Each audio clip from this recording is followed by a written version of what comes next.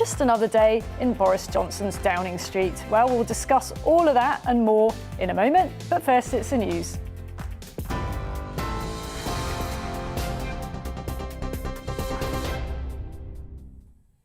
Good afternoon, it's 3 minutes past 12. I'm Rhiannon Jones in the GB newsroom. Boris Johnson has reportedly been hit by the resignation of a fifth advisor just hours after 4 senior aides quit. Conservative Home Editor Paul Goodman claims that Elena Narazansky has left her role as a special advisor in the policy unit. Yesterday, Boris Johnson lost his Chief of Staff, Principal Private Secretary, Director of Communications and Policy Chief. Despite the cabinet chaos, Joe Twyman from consultancy firm Delta Poll told GB News that in terms of public opinion, there are other more damaging issues for the Prime Minister. Cumulative effect that it has, adding to all of these stories that have gone before, simply serves to maintain the situation that the government is in. And of course, it prevents it from moving the news agenda on. I do, however, think that the more important result from yesterday is the impact potentially of the energy crisis and the cost of living. I think that is likely to have a longer term impact that's far greater than the resignations. The government's been told to focus on getting the UK off the gas grid and to invest in energy efficiency to reduce bills. That's the message from E.ON's UK boss. It follows regulator Ofgem's announcement yesterday that energy prices will soar by 54% from April. The hike will affect 22 million households and add up to £693 to annual bills. Ruth London from the Fuel Poverty Action Group has criticised the UK's response. There's a lot of nonsense being put out by people who are heavily invested in gas and oil and really don't want to see the change. There is a huge amount that other countries are doing, and some of them are in a much better position as a result. The Conservatives have won the Southend West by-election, prompted by the killing of Sir David Amess. The 69-year-old was fatally stabbed during a constituency surgery in Leigh-on-Sea in October last year. He'd represented the seat since 1997. The contest saw a low turnout of just 24%. The other major parties, Labour, the Liberal Democrats and the Greens, chose not to stand. That paved the way for Tory candidate Anna Firth to gain 86% of the vote. The Transport Secretary says train passengers frustrated by emergency timetables will see big improvements in the next fortnight. Hundreds of daily services were axed in December and January in the wake of staff shortages caused by the Omicron coronavirus variant. But despite cases of the virus falling, train timetables remain more than a fifth below pre-pandemic levels. So in the next couple of weeks, we should start to see big improvements. Of course, we're timing that alongside the fact that not everyone is back to work yet, but we're starting to see big increases in the number of people travelling. So it's about balancing those two things.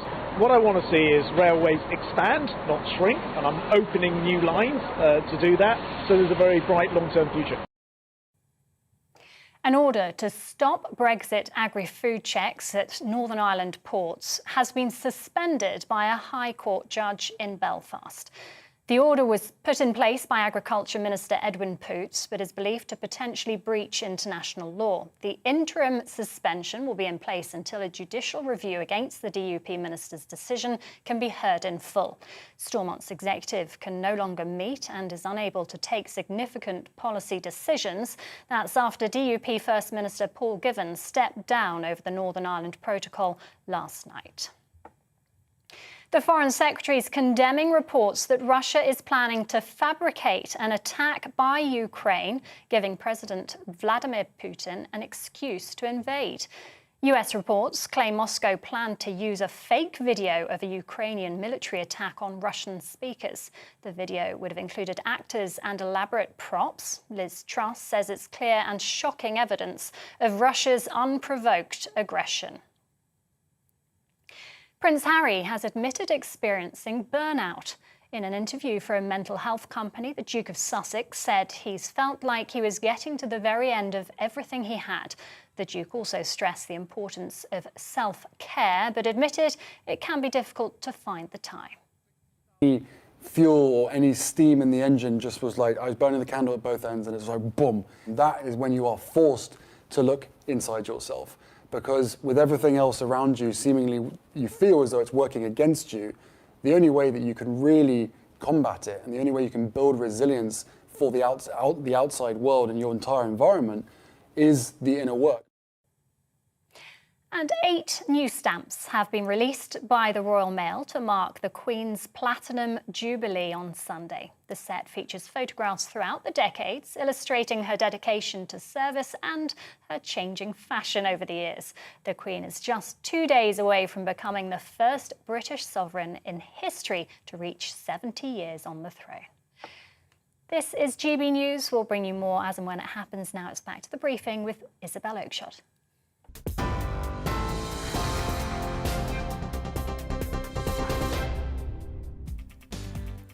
Coming up this hour on the briefing, night of the long knives, chaos in Downing Street as a succession of senior aides quit, and the Chancellor distances himself from the Prime Minister on live television. We'll talk to a Boris-backing Tory MP. All of this is detracting attention from the huge hikes in bills that families are facing. We'll ask, what more could the government be doing?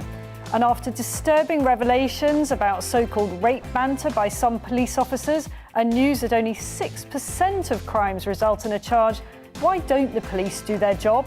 All that coming up.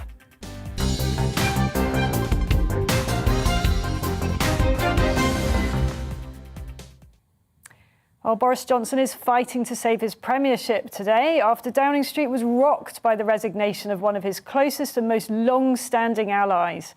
In a devastating letter to the Prime Minister, Munira Mirza, who's been by his side for 14 years, said that he had let himself down by making scurrilous and unfounded accusations against the leader of the opposition, Keir Starmer. In an effort to show that he was still in control of events, Number 10 then announced the departure of 2 other top aides. This morning, Johnson loyalists have been on the airwaves, putting it about that these departures mark a fresh start. Nothing to see here, let's move on. Now, I know a lot of you at home are getting a bit fed up of this endless soap opera. Some of you feel that the media is hounding Boris Johnson, that it's ridiculous to force him out over a few cheese and wine parties. You feel that there are bigger issues to worry about. Well, yes, you're right. There are much bigger issues to worry about. The problem is that we now know the Prime Minister cannot be relied on to tell the truth. Meanwhile, he's not providing robust leadership within Number 10. This is not a slick, sharp operation run by a leader who is laser-focused on the serious domestic and international challenges we face. It is a rudderless shambles. So all the fuss about Johnson's behaviour is because the country faces such serious issues, not in spite of it, and we need somebody serious, trustworthy, hardworking, and above all, honourable to sort them out. And the problem is that Boris Johnson does not seem to fit that bill. Nonetheless, he's still in post and he may well be there for some time. Let's speak to our political editor, Darren McCaffrey, in Downing Street about the latest developments. Thanks for joining us. Darren, what is going on in Number 10 at the moment? I understand there's been more resignations, one more this morning. What else can we expect today?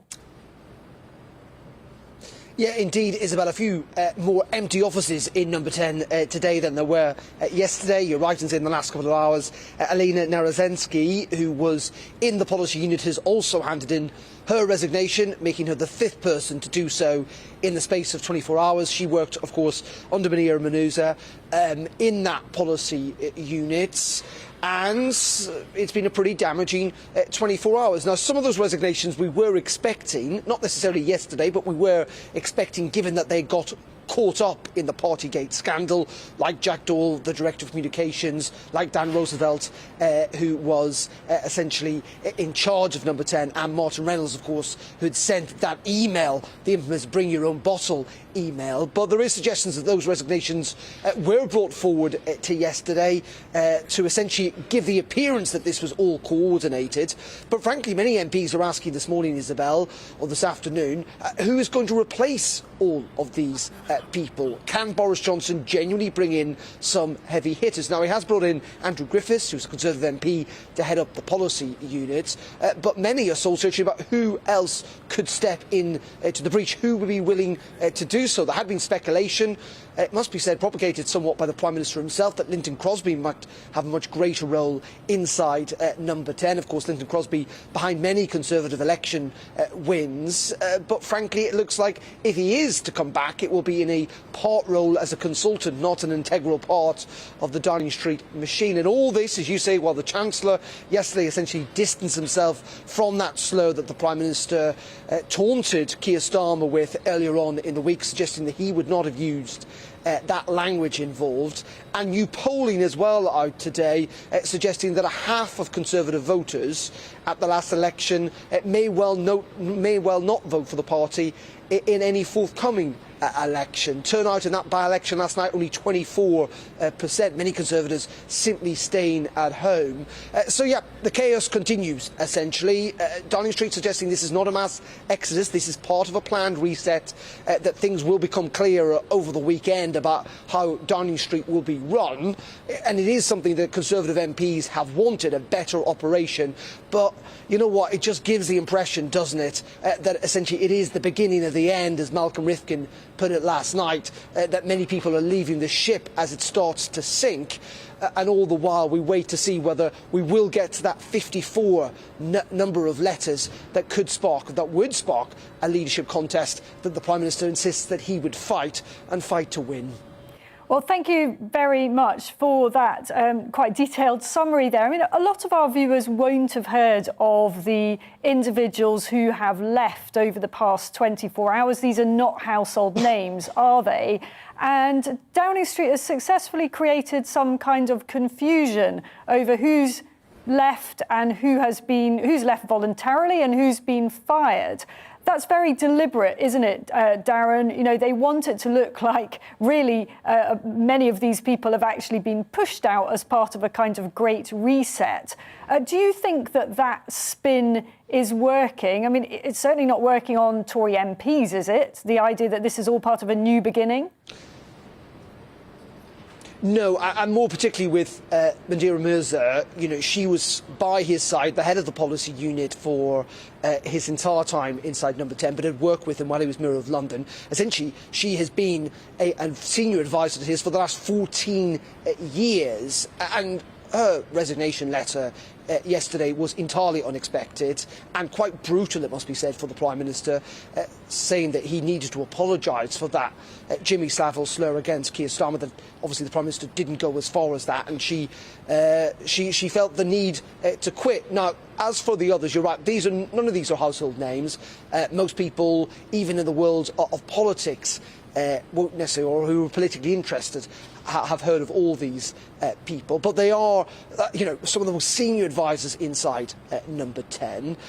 Jack Doyle, for example, who's the Director of Communications, who deals with us in the media, but primary job is to present Boris Johnson to the country, resigned, I think, largely because he talked about the toll that all the scandals were having on his family life, that he simply couldn't go on.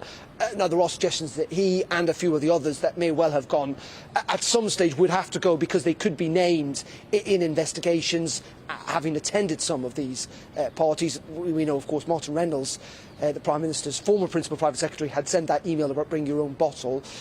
But be in no doubt, this was not meant to happen yesterday, and that is the key main point we should take from this.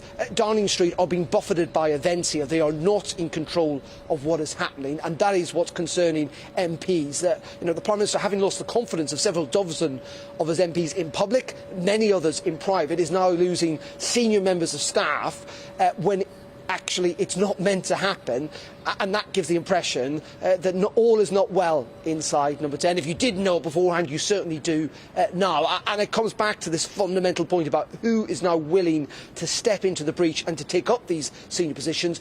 And frankly, if they do so, will that assuage Tory MPs who are concerned that it's not just the fault of the Prime Minister of what's happened in recent weeks and months, but also that he's been badly advised by some of his senior team? Thank you, Darren. And of course, none of this may come to anything if the Prime Minister is determined to stay where he is. And there's certainly no sign at this point of any cabinet ministers resigning, which would be, a very enormously important development. Then nothing may happen unless we reach the 54 letters of MPs, Tory MPs, who want to call a vote of confidence in the Prime Minister. What are you sensing about how near stroke far those numbers have got to the 54 threshold? It's all shrouded in secrecy except for those MPs who've chosen to go public. Where do you think we're at on that?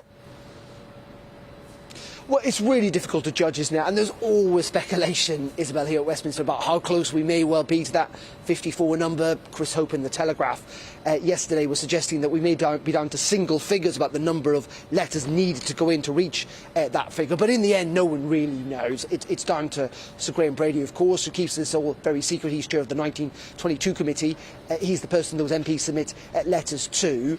And it is a bit like what we saw with Theresa May, isn't it, to a large degree? I mean, it does feel a bit of deja vu in that, there was this attempt, or a coordinated attempt, to get rid of her in November 2018, and it took weeks, nearly a month, I think, ultimately to reach that threshold of 15% of the parliamentary party. Are we at that stage now? You might well conclude that we're getting a trickle rather than the flood, but a trickle at some stage could tip into that 54 number. The Prime Minister is determined to fight this leadership election. Lots of MPs think if he did, he may well still win, and of course that would ensure him in position at least for another year. But we come back to these things about events. We have still got a Metropolitan Police investigation going into events here, looking into events here in Downing Street, potentially into the Prime Minister's actions himself. It is entirely possible he may well face a fine from the police for breaking those rules. Again, would that prompt some MPs to think again about the backing for Boris Johnson? Of course it would. We're still going to get Sue Gray's full unredacted report. Again, that could well call into question for many MPs their backing of the Prime Minister. And then we've got a whole series of other things that could happen between now and then. I mean, look at the Jimmy Savile slur that led to the resignation of one of his senior advisers. Prime Minister brought that about. He didn't need to do that in the Commons on Monday. Yes, and not indeed. least of all, as you've been talking about, the other main issues that really matters. Yes, indeed. We're about to come on the to energy those. crisis and tax increases. Yes, thank you so much, Darren McCaffrey, on those extremely dramatic developments at Downing Street over the past 24 hours. Now, of all the big issues facing the country, the cost of living and the widening gap between rich and poor is the most serious right now. Yesterday has been called Black Thursday because of all the economic bad news that came out. Inflation's at its highest rate for 30 years. It's at 5.4%. The Bank of England says it will peak at 6%. Some people think it will go even higher. Then there's been a record increase in household energy bills, with the price cap up by over 50% yesterday. Petrol and diesel are also at record highs price-wise, all linked to a spike in demand for goods and services as countries around the world come out of lockdowns, as well as, of course, the supply chain disruption linked to COVID, and that's hit factory production and global trade. Not many of us have had a 5% pay rise lately. Those of us that haven't, which is pretty much everybody, are going to be feeling the pinch.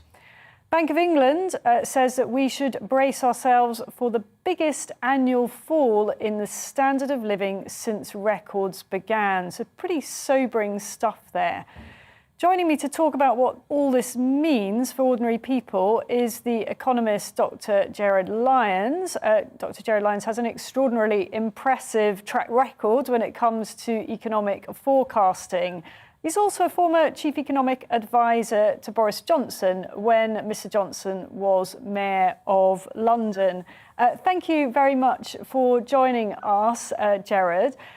How bleak do you think the outlook is? Are we looking at things getting steadily worse for quite a long time? Well, first and foremost, it's great to be on the show. Thanks for inviting me.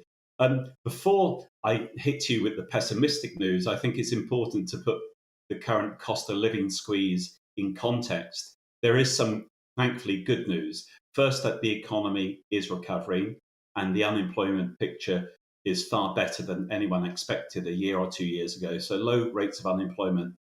Also, the budget deficit, the amount the government borrows, while that is incredibly high, the good news is that it's clearly on an improving trend. And on top of that good news, we are now coming out of the pandemic. That should help the economy. So that's the good news. But there is undoubtedly bad news ahead because we're being hit by a cost of living squeeze. In all likelihood, could become for many people a cost of living crisis. And it's got three components to it. One is higher inflation. Second is higher energy prices, which were announced yesterday.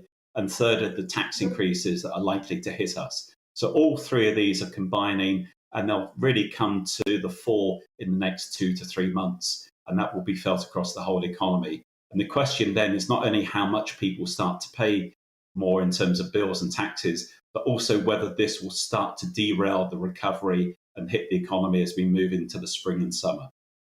Yes, indeed. Well, I'm glad you've been able to put some positive slant on this. So yesterday, the Bank of England put interest rates up, which is a big out, really, for mortgage payers at this point. Did they have much choice over that, given their obligation on inflation targets? Well, the Bank of England has misread the economy incredibly badly over the last year. And I feel they've communicated poorly with the markets and indeed yesterday with the general public in terms of their comments about wage rises. So last year, the Bank of England effectively kept its foot down on the accelerator when the economy was already gathering momentum. They kept interest rates last year at rock bottom levels, and they printed money on the scale that was not necessary through quantitative easing. So last year, they put the foot down on the accelerator when the economy was doing well. Now the economy is about to face a steep hill because of energy price increases and tax increases, and the Bank of England wants to put its foot down hard on the brake. So I think they're trying to make up for lost time. The reality is that last year they should have moved. Now I think they're becoming too pessimistic. So they're almost going from complacency to panic about the inflation outlook. Clearly, interest rates need to be higher. Yeah. But with the economy likely to slow down, I don't think the bank should be aggressively hiking. But inflation is likely to peak this April around 7.25%. Yesterday, the Bank of England said 7.25%, which actually happened to be in line with the forecast I came out with a couple of months ago. So I think they are making up for lost time. The challenge is that they might tighten too much, but they are in a very difficult situation. Inflation will peak this spring, stay high until August, and then as energy prices globally start to ease, that should allow inflation to decelerate by the end of this year. But it's still going to remain elevated into next year as well. OK, well, look, I do want to thank you for that analysis. And I do want to quickly talk to you about the government's white paper on levelling up. I know that's a subject you're interested in. What did you make of that? This is designed to reduce inequalities, particularly between different parts of the country. Were you impressed by it? Well, the levelling up paper was far too long, far too academic in places. But the big issue here is that everyone keeps talking about London versus the rest of the country. And while that is an issue, the reality is that when you look at the data, even in the levelling up paper, it's levelling up that's needed within regions. There are many parts of London that are poor. There are parts of Manchester that are doing well relative to other parts. But I would say the way I interpret it is the word feed. Finance, we need to get more money to small businesses across the country. E, we need to sort of empower local areas. Another E is enterprise, the private sector, and there wasn't enough talk about that in the levelling up paper. And the other is the word D, which is about diffusion, which is a bit of an academic word. But the point is that the changes that are needed are not just across the country, they're within regions as well. I thought the paper had some ambition, but they put a 2030 timeline ahead. What we need is some quick wins as well as a longer term strategy. And that comes back, Isabel, to your point about the cost of living crisis, because the area that we really need to see advance on is the government not raising taxes. It's not just energy prices that are going up. We need to see the government doing more to have a very efficient government. The government plays a role, but we need to see taxes coming down, particularly for small firms across the country. And that needs to be a part of the levelling up agenda as well. So there are some positives in there, but some challenges as well. Very, very quickly, Jared, you worked very closely with Munira Mirza. Were you surprised by her departure yesterday? Just extremely quickly, because we're tight on time. Yeah, well, she did a very good job at City Hall when I worked with her. I think she's done a very good job at the policy unit. I don't think anything surprises at the moment in terms of politics, but I think she did a very good job, and I wish her luck in the future. Thank you so much for coming on, Dr. Jared Lyons. Now, one of the reasons the cost of living is going to get higher is the government's net zero strategy. That's their policy to halve carbon emissions in little over a decade and eliminate them altogether by 2050. The government describes this as an achievable, affordable plan that will bring jobs, investment and wider benefits to the UK. That's their quote there. It'll help save the world from death and disaster, all that associated with global warming, apparently. The problem is that it's going to be extremely expensive. Back in July last year, the Office for Budget Responsibility estimated a net cost of the UK reaching net zero by 2050 to be £321 billion. That's just over 10 billion a year. But critics believe that, and it seems a pretty big figure to me, is actually a hopeless underestimate. They point out that the figure first used by the government when they announced the net zero thing under Theresa May was 1 trillion in terms of the cost. Some experts believe it'll be more like 2 or 3 trillion as we're forced to replace all our heating systems, cars, traditional production methods, and create more renewable energy. Now, of course, all this is a choice. It may be the right thing to do, but we don't have to do it, or we could do it at a different pace. Joining me now to discuss whether this is the right strategy is the Tory MP Mark Jenkinson, who's part of a group of Conservative backbenchers scrutinising the net zero strategy. Thanks for joining us today. Can you just clarify, are you pro or anti net zero? So I'm pro net zero. Every Conservative MP stood on a manifesto commitment to reach net zero by 2050. And I think that is absolutely doable without making my constituents poorer for it. There are lots of there's lots of talk. I mean, a lot of those figures that you said there, Isabel, came out with there, Isabel, were taken completely out of context. There has been a lot of negative headlines around net by zero. The Office for Budget Responsibility, weren't they? Those were official figures, the 321 billion. Yeah, but they're out of context with what we'll be spending anyway, growth, all of those other things that, you know, will make 320 billion pale into insignificance. I just want to pick you up on the complete elimination of emissions by 2050 as well, because that is absolutely, this is where we go wrong, particularly on the media and those voices who like to chirp up on social media occasionally.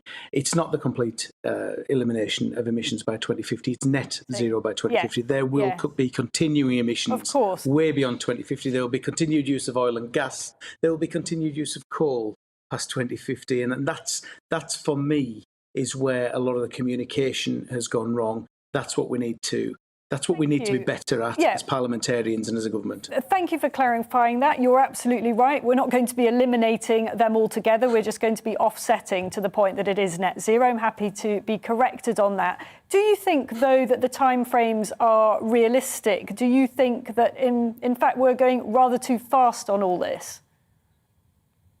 So, I mean, they're in line with other developed economies. I think they are realistic, and I think technology will be the answer, not limiting our lives or our participation in life. And that's one of the things, one of the points that I make to my constituents quite regularly is none of us should be limiting our participation in life. So if we're going to, attack the Prime Minister for taking a plane instead of a train because it saves a couple of hours, I think that is completely the wrong outlook. What we've got to be doing is ensuring that what we do is that technology reduces those emissions, captures those emissions, comes up with new engines, for example. Now, one of the biggest regrets I think I have on our push to zero emission vehicles, for example, is that the internal combustion engine of 2019 will be the most efficient internal combustion engine we now make, because we've stopped putting money into R&D and pivoted entirely to electric. All right. I don't believe an all-electric solution is the answer, but... Yes, indeed. Absolutely. Well, thank you for that. Of course, the pace of all of this is a matter for a lot of debate. Thank you so much for coming on. I'm sorry we were a bit rushed there.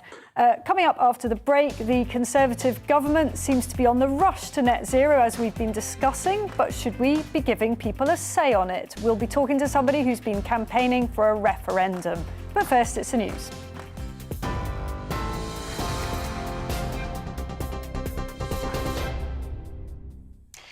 It's 12:33. I'm Rhiannon Jones in the GB newsroom. Boris Johnson has reportedly told Downing Street staff that change is good. It follows reports that a fifth advisor, Elena Narozhansky, resigned just hours after 4 senior aides quit, including policy chief Munira Mirza. Downing Street says the departure of the Prime Minister's Chief of Staff, Principal Private Secretary and Director of Communications had been agreed beforehand. An order to stop Brexit agri-food checks at Northern Ireland ports has been suspended by a High Court judge in Belfast. The order was put in place by Agriculture Minister Edwin Poots, but is believed to potentially breach international law. The interim suspension will be in place until a judicial review can be heard in full. The Conservatives have won the Southend West by-election, prompted by the killing of Sir David Amess. The other major parties, Labour, the Liberal Democrats and the Greens, chose not to stand. That paved the way for Tory candidate Anna Firth to gain 86% of the vote. The Transport Secretary says train passengers frustrated by emergency timetables will see big improvements in the next fortnight. Hundreds of daily services were axed in December and January in the wake of staff shortages caused by the Omicron coronavirus variant. But despite cases of the virus falling, train timetables remain more than a fifth below pre-pandemic levels. 95% of teachers say they've seen a rise in anxiety in their students since the start of the school year. In a poll by health charity Place to Be, many also reported higher levels of depression among school children. The first patients have undergone pioneering robotic surgery to treat throat cancer. The success of the scheme at Queen Elizabeth University Hospital in Glasgow means some patients will be able to avoid radiotherapy altogether. TV online and DAB Plus radio, this is GB News. We'll have a full update at the top of the hour. It's back to the briefing with Isabel Oakeshott in just a moment.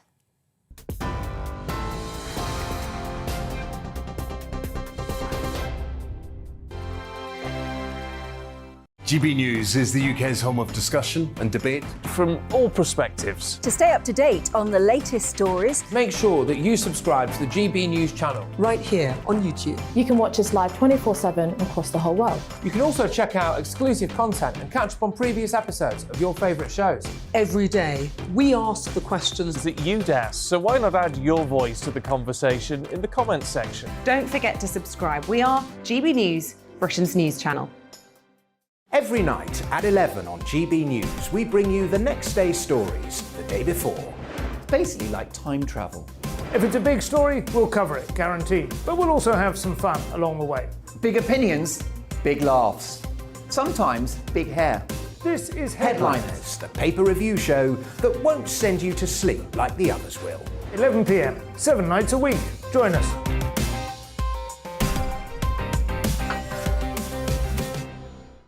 Hello there, I'm Eamon Holmes. And I'm Isabel Webster. And we hope you can join us for Breakfast with Eamon and Isabel. You make me laugh out loud, belly laugh. Is that important first thing in the morning? Yeah, absolutely. And there's me trying to be deadly serious.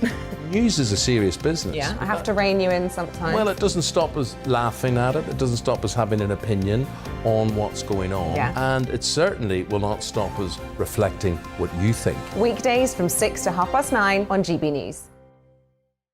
I'm Dan Wootton. Join me Monday to Thursday from 9 to 11 for the feistiest and most fun news debate on TV, where free speech reigns. I'll bring you a sharp take on the day's biggest stories, bombshell newsmaker interviews, and A-list guests.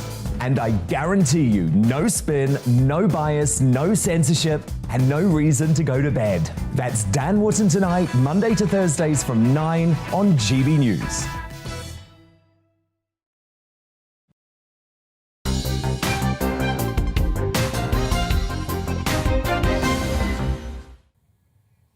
Hello again. Well, before the break, we were discussing the cost of the government's drive to reach carbon net zero, around 10 billion a year, according to official figures. Could be a lot more.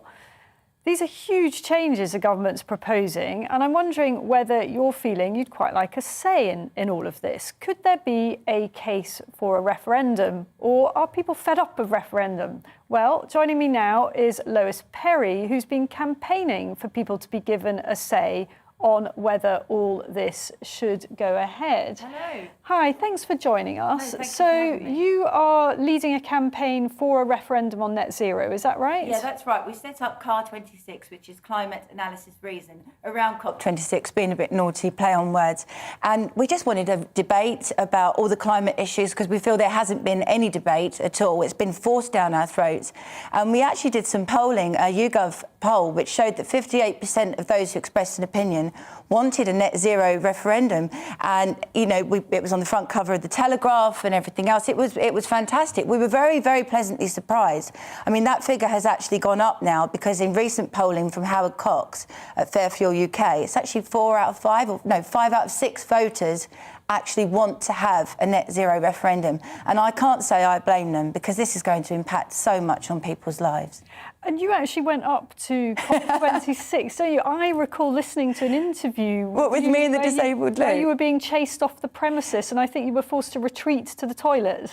Well, yeah, I mean, when they saw that I was in there and they saw that I was about to do Mike Graham's show, I was in the media area, all these sort of men in suits and everything came around, and, I'm an Essex girl, so I know when there's danger, and I clocked it out the corner of my eye and I thought, right, that's it, I'm not missing this interview. So I literally ran with security people chasing me. Yet they say they believe in free speech, and I locked myself in the disabled loo, and I did Mike Graham's show from the disabled loo at COP26. Well, so yeah, very impressive. Apparently that was set up. Very impressive commitment there. I thought that worked well for you. Now tell me about this this thing that you've brought in. Well, we feel that the only climate deniers are actually the people that, are the greenies, actually, because the climate does always change. And this is Ambassador CO2, who a lot of scientists, but unfortunately they're silenced and ridiculed and hounded, believe we need more of.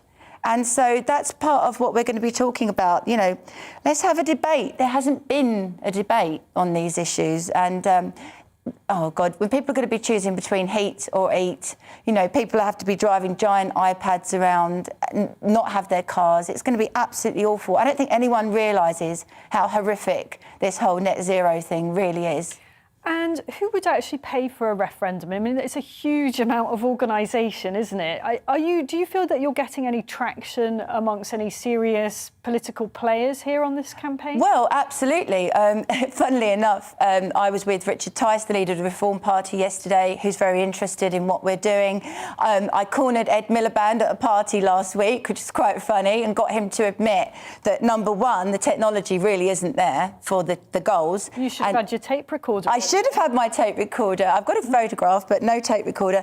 And also that it isn't fair in terms of cost of living. He doesn't agree there should be any debate on the science, but then he wouldn't, would he? To quote Mandy Rice-Davis. So. Right, so you think that it will gain some momentum? Yeah. And when would you see this happening, ideally? I think we should be looking into the next 6 to 12 months, definitely, because no one voted for this. I know people say, oh, it was in the Conservative manifesto and everything, but that was about Brexit. Let's be honest. It's pretty disingenuous to say people voted in Boris Johnson with the majority that he got because they really, really, really wanted their cars to be taken off them, really wanted to be able to not heat their homes. You know, it's not true. And have you thought about what the question would be if... Now that is the question, isn't it? Is it a yes-no situation?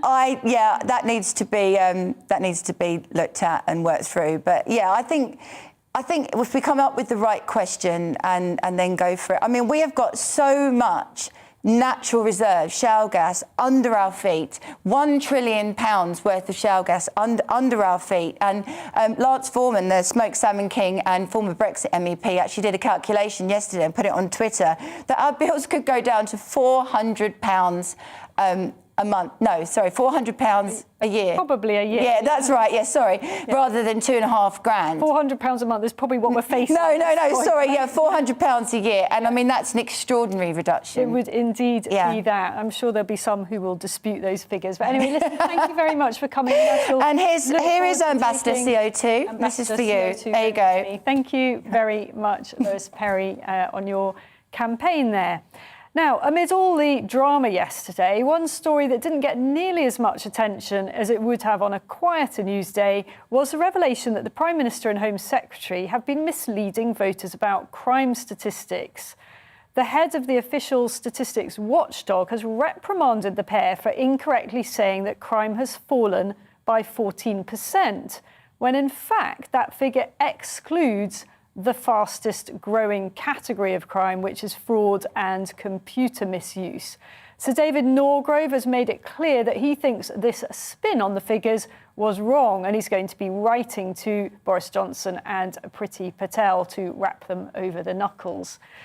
So joining me is Liberal Democrat MP for Orkney and Shetlands, Alistair Carmichael. Thanks for joining us, Alistair. Now, you were the one that kind of smoked this out, weren't you? You initiated the response from the watchdog. Can you tell us about that? All you had to do was to read the report that the Home Office was quoting. And it was really very clear in that report that crime had gone up by 14%, not down by 14%, as first Priti Patel and then Boris Johnson claimed. The only way you could get to these figures was by taking out fraud and online crime. Now, that's quite a remarkable thing to do when you realise, in fact, that fraud and online crime over the same period actually went up by almost half, 47%. So, you know, it goes beyond spin. You know, spin is where you sort of concentrate on, you know, the more favourable aspects of a set of figures or whatever. This is downright distortion. This is simply a dishonest way of informing the public about what you are doing as a government. And once you realise that, I felt it just had to be called out. And all credit to the Statistics Authority, who acted on this really quickly. A pretty robust response from the watchdog there. And you've been an MP for a very long time. I've been a political reporter for a very, very long time. I actually remember this being an issue in the Blair years. I don't know if you do, that there used to be continual rows over the misrepresentation, particularly of violent crime statistics. Mm-hmm. It's extraordinary that those in positions of power still think they can get away with this, isn't it?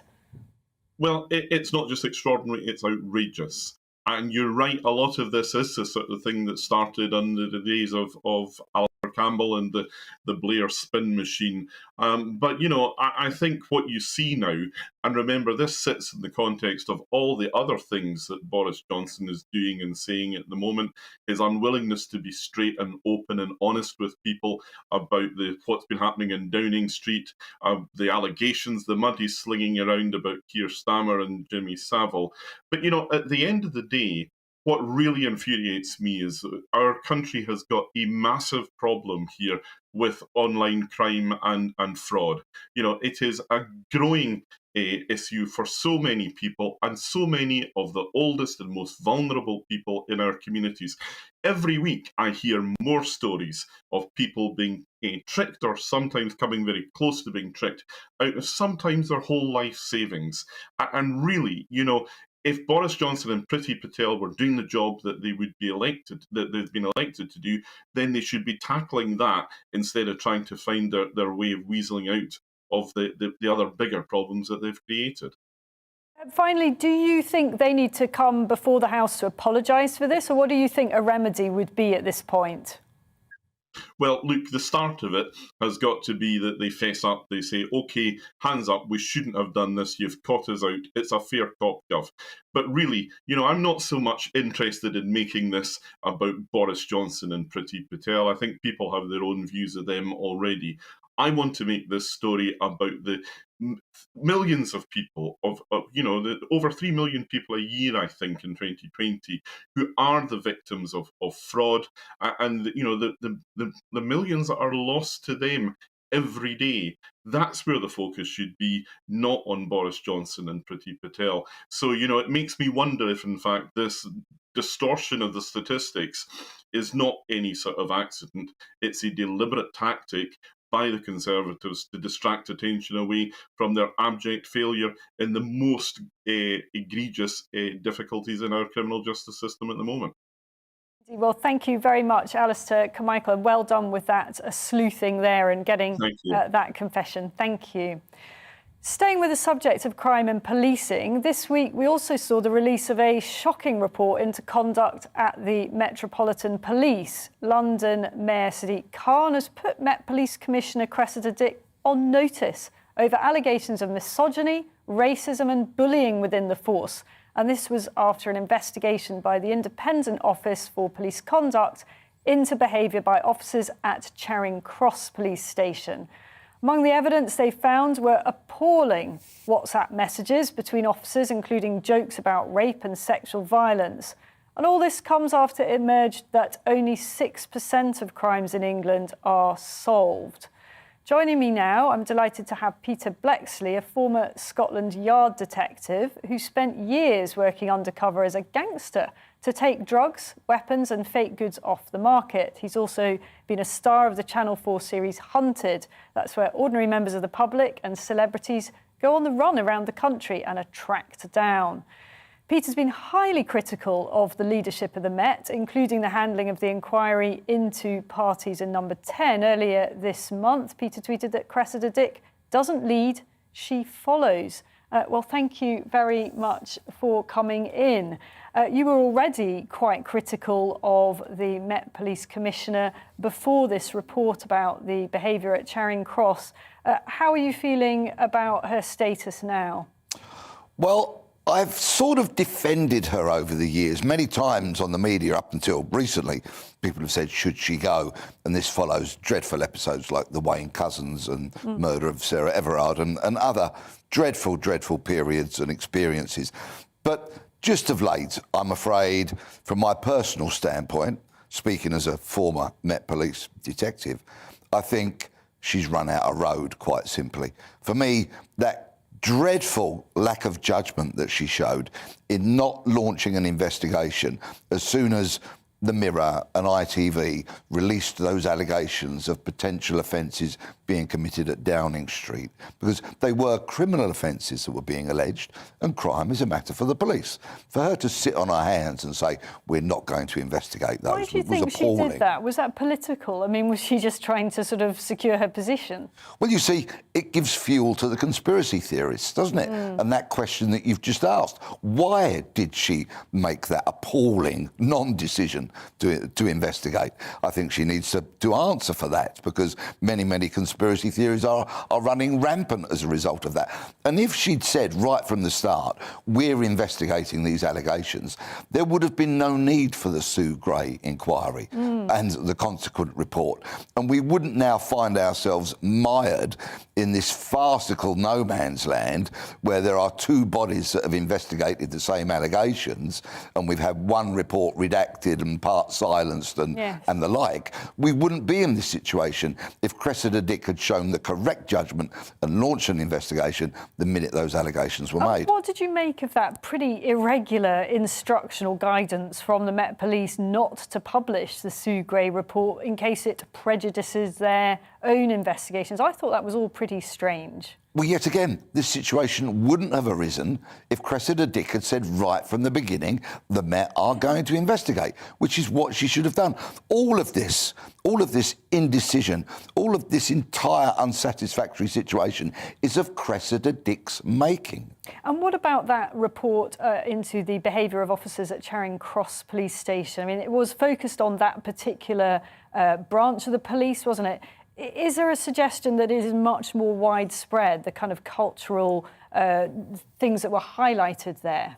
I had the huge misfortune to read all of those messages this week. Right. And they have no... Bet you wish you hadn't. Oh, they have no place in society, let alone in amongst a police service that we entrust to keep us safe, to come to us in our moments of dire need. They were utterly shameful.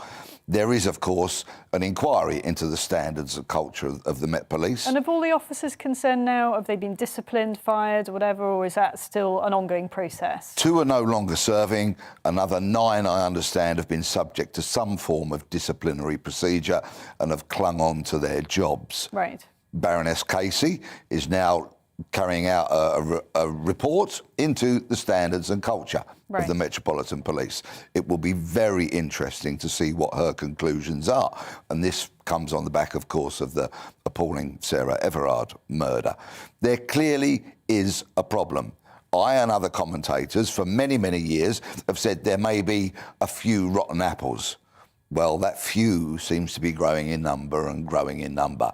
And in order to protect the good cops, of which there are so many, the ones who are brave and courageous and are fantastic public servants, for those people to see an example being set, I want Baroness Casey's report to be thorough, decisive, and I think Cressida Dick should go to set an example that when your judgment fails so dreadfully, you don't remain as a police officer.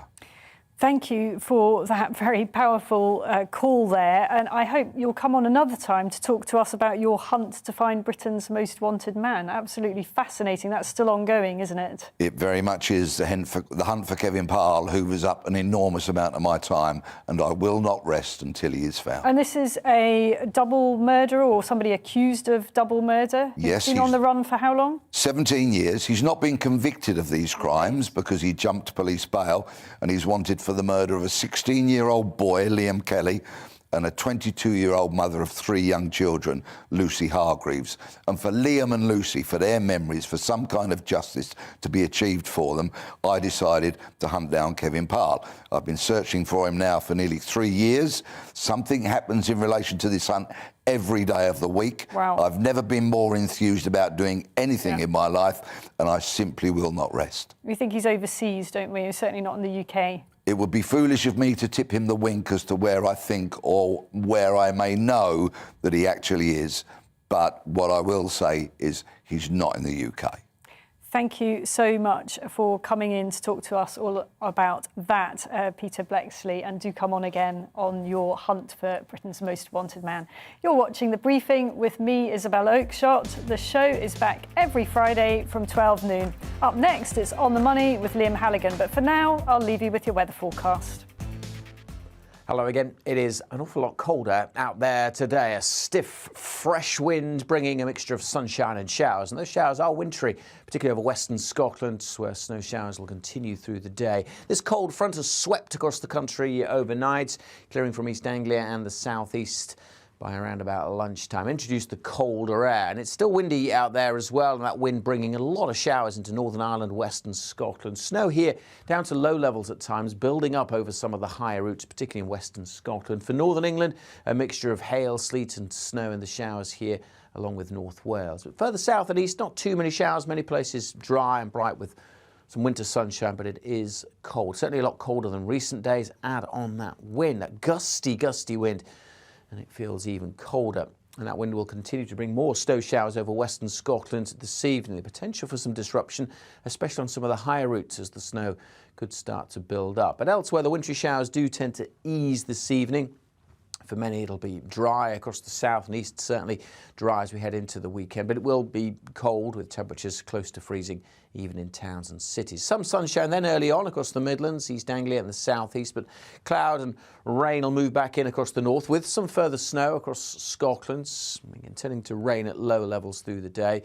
And we'll see that rain on and off for Northern Ireland, Northern England, Wales throughout the afternoon. Further south and east, most places dry, turning milder again, but not feeling all that mild with the strong wind. And the cold weather returns to northern Scotland through Saturday afternoon. And again here on Saturday night, snow showers could cause some further disruption on the higher routes especially. We'll keep the cloud and rain across much of northern England and Wales as we head into Sunday morning. Sunday, again, staying pretty mixed, staying windy with wintry showers across the north, a lot of cloud and outbreaks of rain in the south.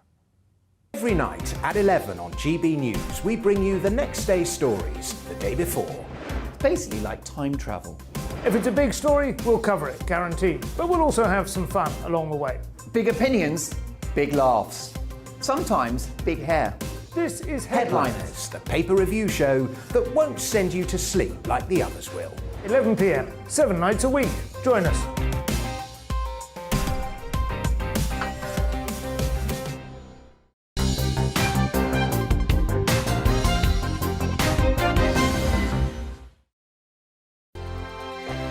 GB News is the UK's home of discussion and debate from all perspectives. To stay up to date on the latest stories, make sure that you subscribe to the GB News channel right here on YouTube. You can watch us live 24/7 across the whole world. You can also check out exclusive content and catch up on previous episodes of your favourite shows. Every day, we ask the questions that you'd ask, so why not add your voice to the conversation in the comments section? Don't forget to subscribe. We are GB News, Britain's news channel.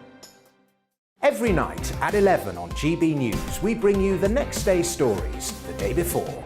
Basically like time travel. If it's a big story, we'll cover it, guaranteed. But we'll also have some fun along the way. Big opinions, big laughs. Sometimes big hair. This is Headliners, the paper review show that won't send you to sleep like the others will. 11 p.m, 7 nights a week. Join us.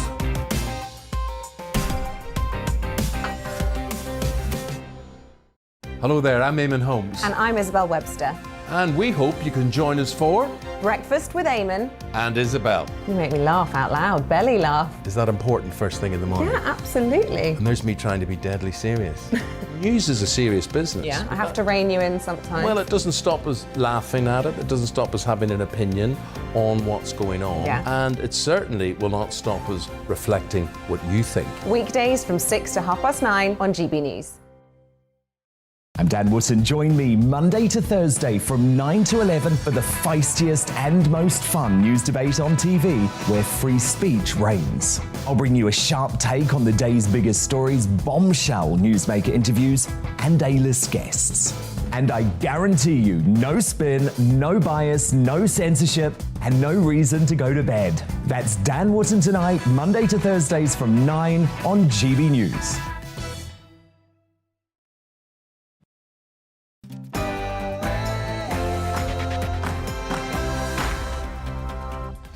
And welcome to your Friday edition of On the Money, your daily weekday dose of economics, business and consumer news. I'm Liam Halligan and I'm just back from Blackpool, rounding off GB News Northwest Week. For the next hour, we'll be talking about the cost of living squeeze, the energy cap rises and levelling up, with an emphasis on Cheshire and Lancashire. Grown-up discussions with a host of people, as ever, who really know their stuff. On the Money, after the GB News headlines, with Rhiannon Jones.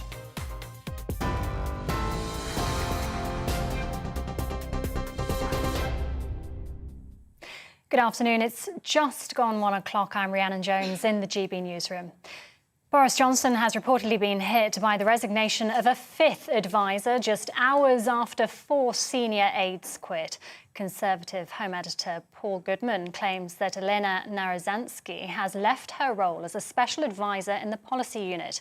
Yesterday, Boris Johnson lost his Chief of Staff, Principal Private Secretary, Director of Communications and Policy Chief. However, Conservative MP Mark Jenkinson told GB News that the Prime Minister has chosen to reshape his inner circle. You've got to understand that this isn't some mass exodus from Downing Street. The PM was clear on Monday in the House and to all MPs in the Parliamentary Party that things would change in number 10, that the operation needed to be improved. That's what we're seeing last night and today. Well, let's speak now to our political editor, Darren McCaffrey in Downing Street. Darren, how significant are these resignations, or is this all part of Boris Johnson?